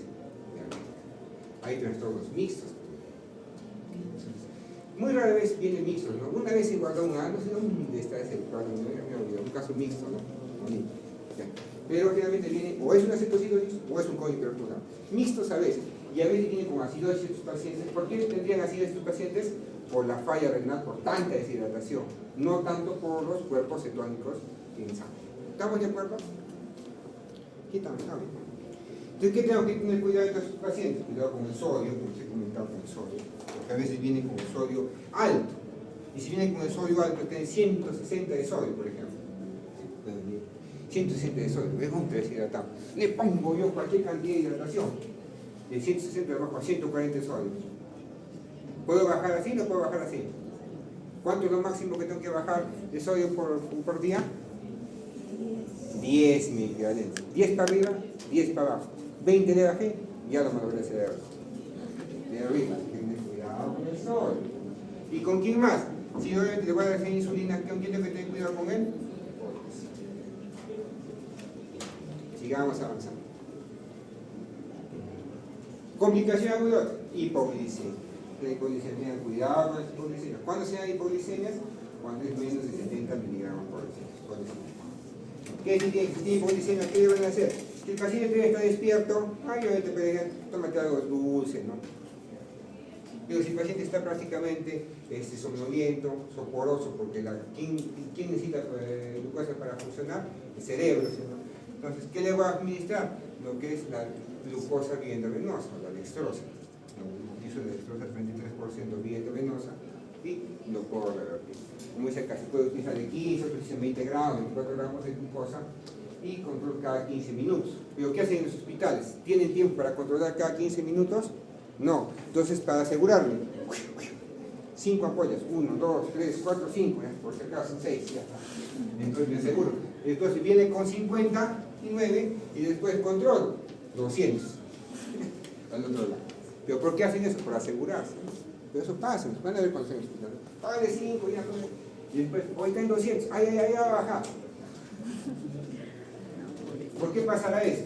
A veces pacientes que usan insulina y no han comido, pues van a usar insulina, van a usar que se llama, entonces tiene que siempre comer el paciente. Si no come, mejor no ponerse. Pero tampoco no ponerse hasta llegar a una cetoacidosis diabética, porque si el paciente no se pone insulina, por ejemplo, insulina dependiente, ¿qué va a pasar? Va a generar una cetoacidosis diabética. Tengan cuidado. Seguimos avanzando. Termina. Y acá estos que se llama efectos Sonori y lo que se llama alma, que generalmente se miran para qué, cuando en las noches pueden tener una hipoglicemia en las noches, ¿no? A veces pacientes pueden tener hipoglicemias en las mañanas, en la madrugada, de 12 de la noche pueden tener hipoglicemias, y eso que se asocia a sudor nocturno, cefalea matutina, pesadillas, ¿no? Entonces, probablemente tienen esta glucosa bajita, ¿no? Y en cambio el efecto alfa está la glucosa normal, el paciente está asintomático. ¿Para qué servirá estos efectos que también lo reporta el POR en los pacientes diabéticos? Para ver cuánto de insulina le van a poner. Si el paciente es insulina dependiente y le ponen insulina en la noche para dormir, imagínense que en la noche haga 50 de glucosa. Terrible, ¿sí o no? Pero después, cuando despierta, ya se regulariza. ¿Por qué? Porque cuando despierta a las 8 de la mañana, ¿quién se activa? El cortisol. ¿El cortisol qué hace? Elevación de glucosa. Entonces, despierta el paciente, está normal la glucosa. Pero en la madrugada, ¿cómo estaba? Bajo. Tenga cuidado. En cambio, acá hay diferente comportamiento, ¿no? Está normal. Entonces, acá le puedo dar normal su insulina, pero acá hay que tener cuidado con la insulina. Porque este hipoglicemia en la mitad de la noche lo puede matar, ¿no? Para hablar de cuánto de insulina te va a poner. Y como dice, complicaciones crónicas, ¿qué tenemos? Las microvasculares y las macrovasculares. Microvasculares, ¿dónde va a lesionar entonces la diabetes? La retinopatía diabética, en el paciente se vuelven cieguitos. ¿Han visto? Están cieguitos, no pueden mirar muy bien. Nefropatía diabética. ¿Y esa nefropatía qué nos va a llevar? A enfermedad renal crónica y le va a llevar a la diálisis. Y si no se dializan, ¿qué le va a llevar? A la muerte. Otra, microvascular, neuropatía diabética. Y esta neuropatía diabética, aunado a la parte de las lesiones macrovasculares, por ejemplo, con la arteriosis que pueda tener, le llevan a lo que generamos un diabético. ¿Qué es neuropatía diabética? Comienzan a tener parestesias, malestares, ¿no? Calambres, ¿no? Y a veces también no sienten, ¿no? Que lesiona tanto lo que es el nervio que no sienten nada. No sienten nada. Y si no sienten nada, ¿qué pasa? Tienen una lesión en el pie y como son viejitos, no la miran y poco a poco infectándose. ¿Por qué se infecta? Porque como tiene un problema macrovascular, hay una lesión en los vasos, no hay buena irrigación sanguínea. Entonces no llega buena cantidad de sangre. Si no llega buena cantidad de sangre, no hay quien repare mi pobre piececito.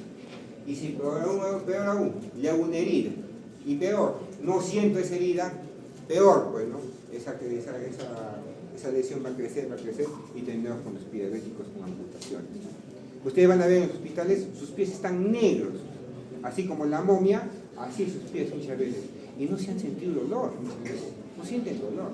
Los curan y no sienten dolor. Tanto es la neuropatía, ¿no? Que tienen.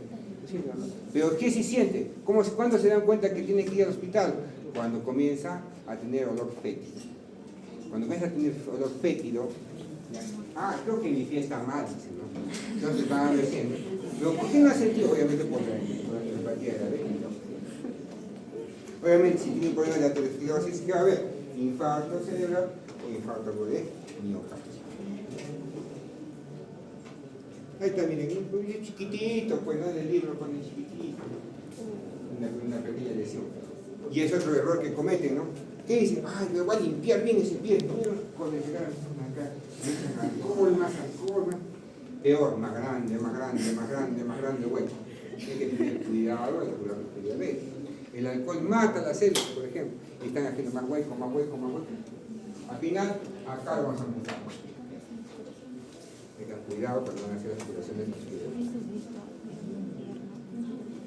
Entonces, para lo que es el tratamiento, si es que yo quiero que yo tengo un paciente con diabetes tipo 1, insulina exógena, pues. Y un diabetes tipo 2, ¿qué tengo que darle entonces a ese paciente? Primero, si tengo una insulina y está sobrepeso, cambio de hábito de vida. ¿Qué más? Hay que aumentar, por ejemplo, la sensibilidad a la insulina. Por ejemplo, ¿qué fármaco utilizo ahí? La metformina. La metformina hace que los músculos utilicen más la glucosa. Aumenta la sensibilidad, que los músculos, que el tejido, mejore la cantidad de utilización de glucosa.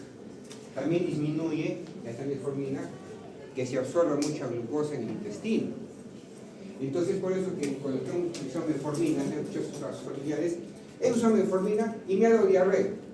He usado metformina y se me hinchó mi panza. Ya no quiero tomar metformina. Así va a pasar. ¿Por qué? Porque como no captura bien, que si no permite la reabsorción de la glucosa, entonces, ¿qué va a pasar? Es como que harta glucosa está en su intestino. Y si harta glucosa está en su intestino, ¿qué jala? Agua. ¿Y esa agua qué va a generar? y agua. Mejorar la secreción de insulina, la sulfonidura, la mifenclamida. ¿Qué hace? Que al hacer una beta, trabaja, ¿no? Más pesada que en la célula comienza a producir más insulina. Pero eso tiene que ir de la mano con qué? Con bajar, que se llama, el peso. Si sigo el producto de peso, por gusto, pues, ¿no? Sigue estando la insulina y al final, ¿quién se va a agotar? La célula beta. Ya hemos hablado de la saxenda, ¿no? ¿Qué hace la saxenda? Mayor secreción de insulina, menor glucagón, menor vaciamiento gástrico.